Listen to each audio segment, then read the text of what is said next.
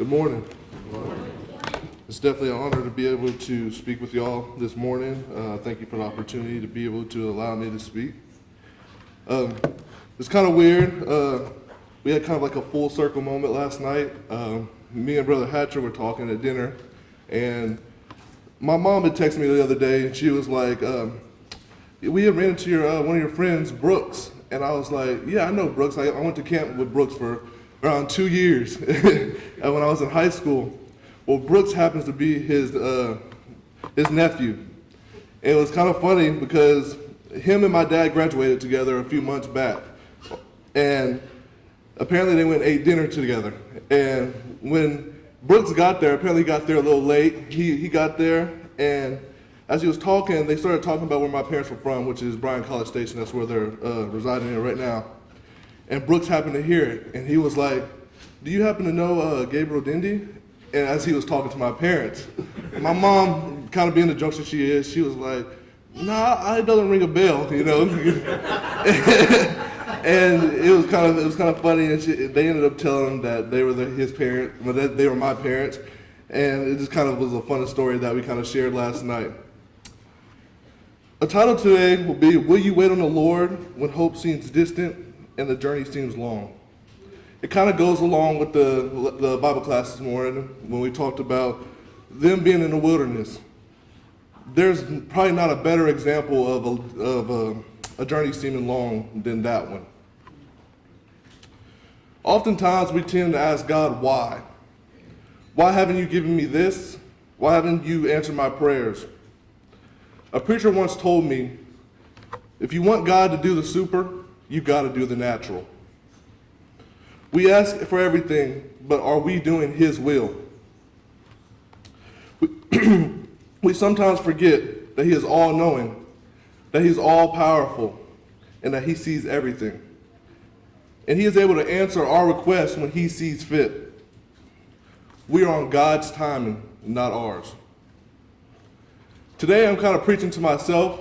I wrote this sermon kind of preaching to myself because my journey being a football player wasn't always, the best.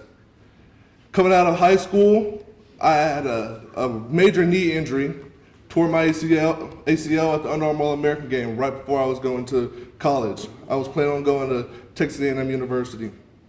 That set me back. If you know how significant an ACL injury, probably about a year or so, it kind of set me behind when it came to learning stuff that my other teammates already knew. Later on, those 3 years that I stayed at Texas A&M weren't always the best years. I've kind of found myself going through depression, being hurt, seeing my teammates do good, and being able to do things that I couldn't. I wasn't able to run. I wasn't able to work out with my teammates. But as that journey seemed long. But I had to remember at that time that I was on God's timing. I understood that, and it definitely put it in perspective. Last year, when I got to South Carolina actually, I was skeptical about leaving because I didn't want to start a new journey. I didn't want to meet people I didn't know. But I realized that I was on God's timing. All the injuries, all the things that I had to endure over those years, I felt like it was God showing me something. Showing me that I was on His timing. So last year was my redshirt junior year.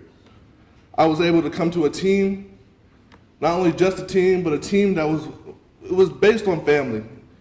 They loved God, and I believe that was a great fit. But knowing those last 3 years, that my freshman, sophomore, junior year, I didn't have that. I just had to remember that we're on God's timing. We'll be reading from Genesis chapter 37, verses 5 through 11. I have 3 examples of 3 different characters in the Bible. Number 1, Joseph. Number 2, Abraham and Sarah. And number 3, Daniel. Before we get into that, you have to realize that everyone in this room has had something in your life that you may have asked why or when. Maybe it's being short on money. Maybe a loved one is sick. Maybe you are struggling to find a mate. We have all been there. But if we go to Genesis chapter 37, verses 5 through 11, we see here, this is Joseph, and Joseph is talking about his dreams. If you kind of read here, you want to ask yourself, now why is Joseph kind of telling them his dreams? As you can see, the brothers weren't really liking what the dreams had to say. His father asked, are we supposed to bow down to you? Are we supposed to bow down to you when he was saying these dreams? Now we'll read from verses 5 through 11. It says, now Joseph had a dream, and he told to his brothers, and they hated him even more. So he said to them, please hear the dream which I have dreamed. There we were binding sheaves in the field. Then behold, my sheaf arose, and all stood up upright, upright, and indeed your sheep stood all around and bowed down to my sheep. So you listen here in verse 7. He's telling them basically his brothers are bowing down to him. Now you know if you have a sibling, you never want to hear anything like that. I know it from my sibling. If he told me like I'm supposed to bow down to him, I was like, no. My little brother's probably like this close to me. So you can kind of understand. Obviously, the brothers were in the wrong with what they did in the future, later on. But you could kind of understand where they're coming from is, who is my little brother to tell me that I should bow down to him? And then verse 8, it says, and his brother said to him, shall you indeed reign over us? Or shall you indeed have dominion over us? So they hated him even more for his dreams and for his words. Then he dreamed still another dream and told his brothers and said, look, I have dreamed another dream. And this time the sun and the moon and even the stars bowed down to me. Verses 10, so he told it to his father and his brothers, and his father rebuked him and said to him, what is this dream that you have dreamed? Shall your mother and I and your brothers indeed come to bow down to the earth before you? And his brothers envied him, but his fathers kept the matter in his head. You can kind of realize in verse 8, kind of to our today's time, the hate of the world will try to bring you down, like Joseph's brothers tried to do to him. Sometimes we ask, sometimes people ask us, being a member of the Church of Christ, are you better than me? You think you're better than me because you're a member of the Church of Christ? No, I don't think I'm better than you because I'm a member of the Church of Christ. I think I'm better because I have Jesus on my side. This whole time, the world will pretend to be your friend until rubber hits the road. His brothers pretended to be a good brother until they had came up with a plan to get rid of him. They were all about being friends with them, pretending to be friends with him, and then they sold their own brother into slavery. The world will conspire against you. In 1 Corinthians chapter 2, verses 5, it tells us to put our faith in the Lord. Another verse, 1 Peter chapter 1, verses 18 through 21, it says, Christ died for us that we may have faith and hope in him. Christ died for us so we could hope in him and not the world. Now, if we fast forward to chapter 39, and we'll be reading verses 1 to about 9. After all this, we have talked about Joseph, all the things he had to go through, his own brothers betraying him, selling him into slavery. You have to realize in chapter 39, in verses 1 through 6, we see that Joseph prospered. Now, when you're looking at being in his shoes, you think, I'm going into a place, I'm sold by my brothers. I'm going to be a slave forever. I'm going to be beaten, spit on, treated lower than everybody else. But you want to remember one thing. Joseph didn't take his faith out of God. He prospered. In verses 1 through 6, it says, Now Joseph had been taken down to Egypt, and Potiphar, an officer of Pharaoh, captain of the guard, an Egyptian, bought him from the Ishmaelites, who had taken him down there. The Lord with Joseph, that's the key word right there in verse 2. The Lord was with Joseph, and he was a successful man. And he was in the house of his master, the Egyptians. And his master saw that the Lord was with him, and that the Lord made all he did to prosper in his hands. So Joseph found favor in his sight and served him. Then he made him overseer of the house and all that he had to put under his authority. We'll stop right there. He saw the Lord in him. Now, being in the position that I'm in, I have a whole bunch of ungodly people around me. Let's just be real. I have a whole bunch of people that really don't have much of a care for God. They say things that will shame God. They do things that will shame God. But as you see here, Egyptians, a pagan land here. He saw that God was in him, and so he knew that he could trust him. A lot of times my coaches say, I can trust that man. He's referring to me, because they know the life that I live outside of the football facility. We go down to verses 5, I believe. So it was from the time that he had made him overseer of his house and all that he had, that the Lord blessed the Egyptian house in Joseph's sake. And the blessing of the Lord was all that he had in the house and in the field. Thus he left all that he had in Joseph's hand, and he did not know what he had except for the bread which he ate. Now Joseph was handsome in form and appearance. Even through all the pain and betrayal of his brothers, he was sent to a pagan land and still worshiped the Lord without wavering. In verses 7, he resisted. Now this is something hard for us, because sometimes we are tempted every day. We are tempted by the devil, but we know that God has not allowed us to be tempted farther than we can handle. In verses 7, it came to pass after these things that his master's wife cast longing eyes on Joseph, and she said, Lie with me. But he refused and said to his master's wife, Look, my master does not know what is with me in the house, and he has committed all that he has in my hand. There is no one greater in this house than I, nor has he kept back anything from me but you, because you are his wife. How then can I do a great wickedness and sin against God? Joseph didn't forget the blessings that God has given him during that temptation.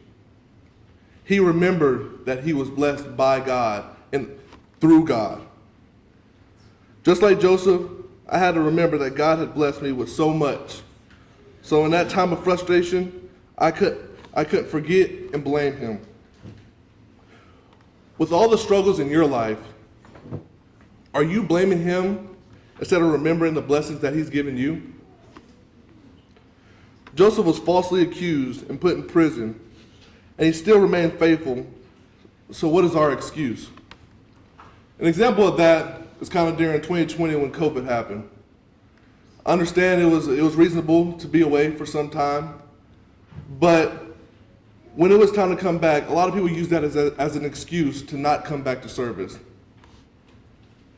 He had all these things, and all these things happened to him, and he had no excuses. He came back. Joseph had a lot of ups and downs in his life, but he still found a way to give God the praise that he had. Joseph was on God's timing, and he believed in the plan that he had given him. He was waiting on the Lord. And Joseph was the definition of waiting on the Lord. In chapter 50, verses 19 through 20, It says, Joseph said to them, "Do not be afraid, for I am in a place of God. But as for you, you meant evil against me, but God meant it for good, in order to bring it about as it is this day, to save many people alive." Now what he said here, that a lot of people in our lives mean evil to us. But you got to remember, we're on God's timing, and God knows what he's doing. We have to be like Joseph. Now, if we go backwards in Genesis to chapter 12, verses 1 through 4, we see another example here. We see an example of a person that was disobedient. We hear a lot of things, great things of Abraham and Sarah, but in this incident, they were disobedient. In chapter 12, verses 1, it says, "Now the Lord has said to Abram, get out of your country, from your family, and from your father's house, to a land that I will show you. I will make you a great nation, and I will bless you. And I make you a great name, and you shall be a blessing. I will bless those who bless you, and I will curse him who curses you. And in all the families of the earth shall be blessed." This is God giving Abraham and Sarah a commandment. Now we'll go back to this eventually, but we're going to fast forward. And we got to remember in verse 4, where that commandment was, it said the names in the age of, I didn't read verse 4. Sorry. Verse 4, it says, "So Abram departed as the Lord had spoken to him, and Lot went with him. And Abram was 75 years old, and he departed from Haran." Now, in verse 4, it names Abraham's age here. But this will be difficult for Abraham to have children at this age. In verses 7, it says, "Unto thy seed and his children, and so on, he will give them this land."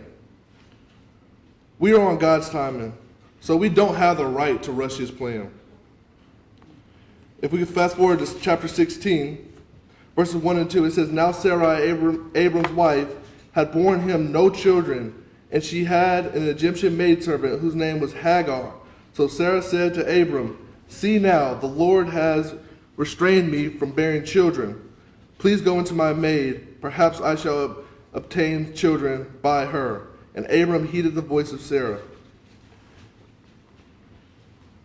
These first two verses, starting in verse 2, you see Sarah trying to speak for the Lord. The Lord has made Abraham a promise, as we saw before, but Sarah didn't wait on the Lord and decided to take things into her own hands. When we start trying to take things into our own hands, that's when everything gets out of control. Because at that time, we're not on God's time and we're on our own. Abraham should have known it was a trap being married for 1 year. Sometimes they say stuff, and then you gotta, that's not going to be the best outcome in the future, if you understand. In chapter 17, verses 1, it says, "When Abram was 99 years old, the Lord appeared to Abram and said to him, 'I am Almighty God. Walk before me and be blameless.'" It mentioned that Abraham was 90 years old. Now we fast forward to verse 15.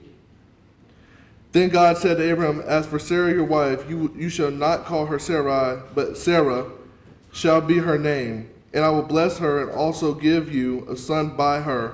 Then I will bless her and shall be a mother of nations. Kings of peoples shall be from her.'"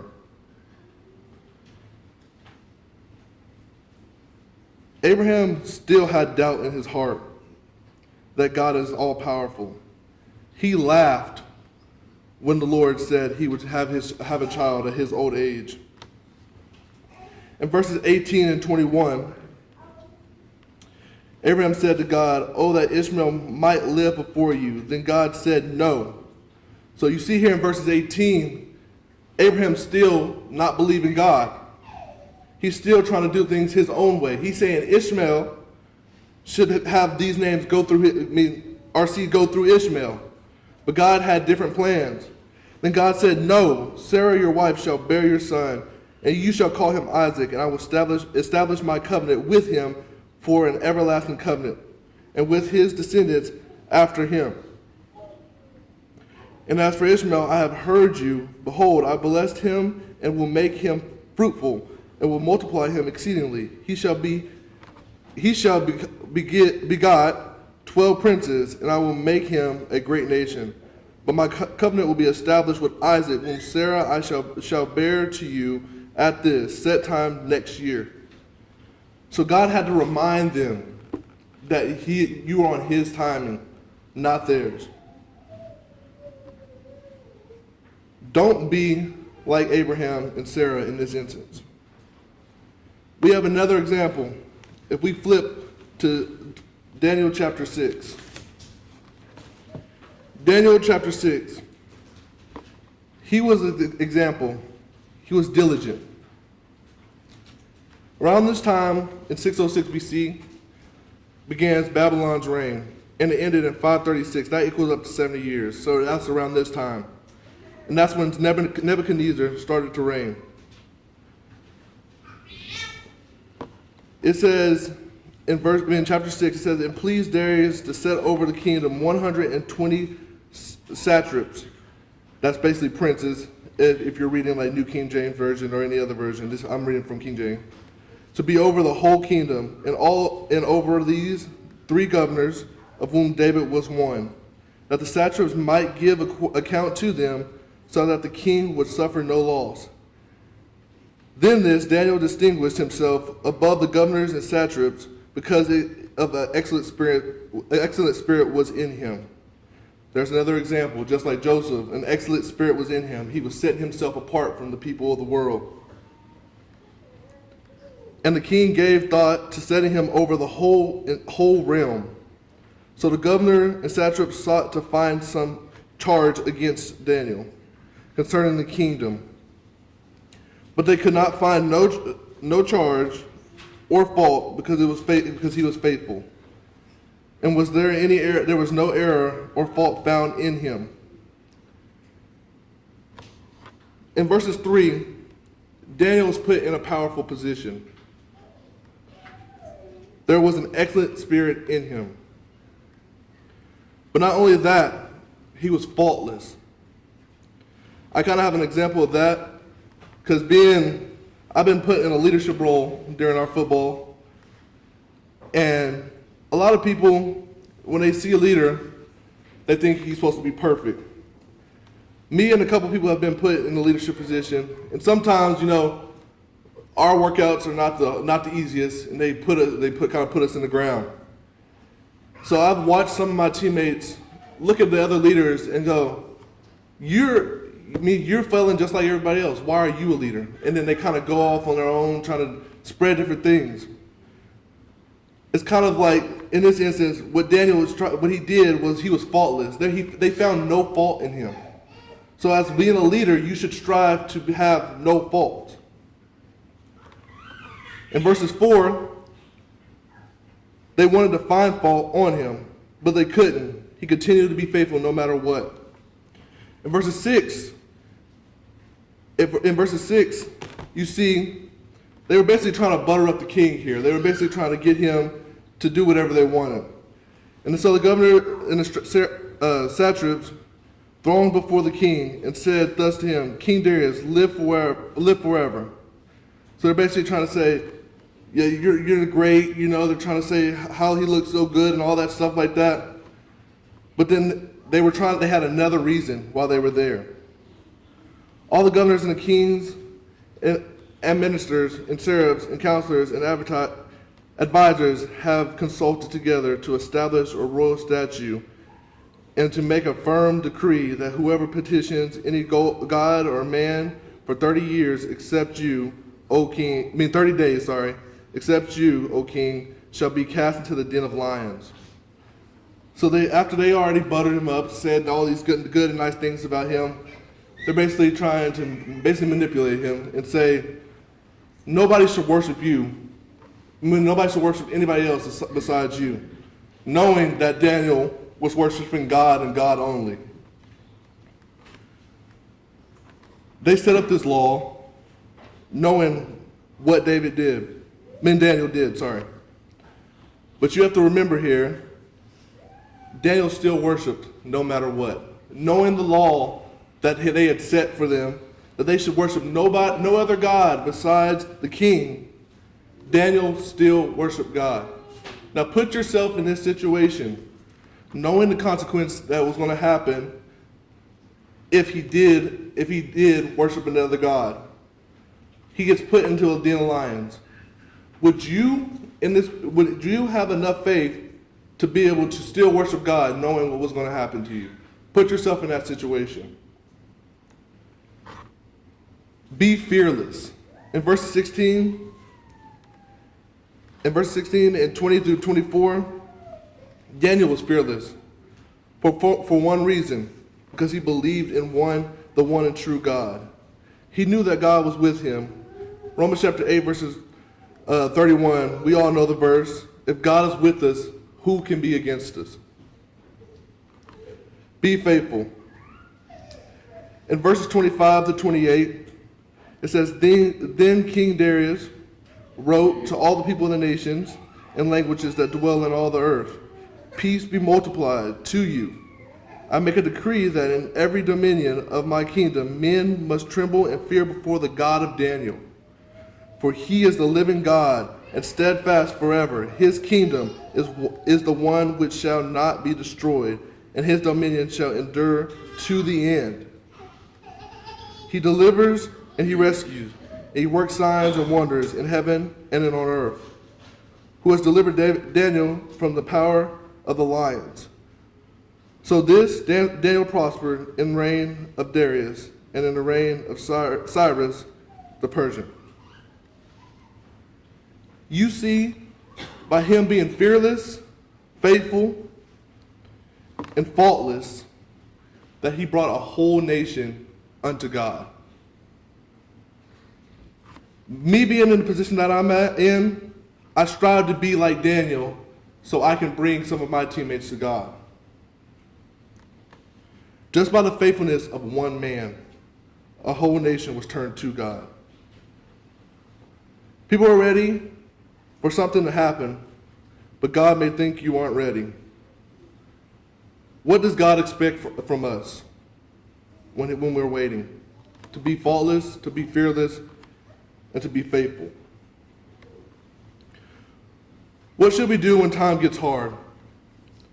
We should wait on the Lord. We should be patient like Joseph. We shouldn't be disobedient like Abraham and Sarah. You should be diligent in the Lord like Daniel was. If you didn't take anything from this lesson, take this. Daniel and Joseph are clear-cut examples of waiting on the Lord. If you find yourself being impatient and trying to move faster than the Lord, look at these examples tonight and apply it to your life. If you have not yet obeyed the gospel, there's these steps that you have to take. First, you got to hear the word. Romans 10, verse 17. Second, you have to believe. John chapter 8, verse 24. Then you have to repent. Luke 13, verses 3. And then you have to confess. Matthew chapter 10, verses 32 to 33. And then the final step, you have to be baptized. Galatians chapter 3, verses 27. If you have not yet obeyed the gospel, you will have the opportunity as we stand and as we sing.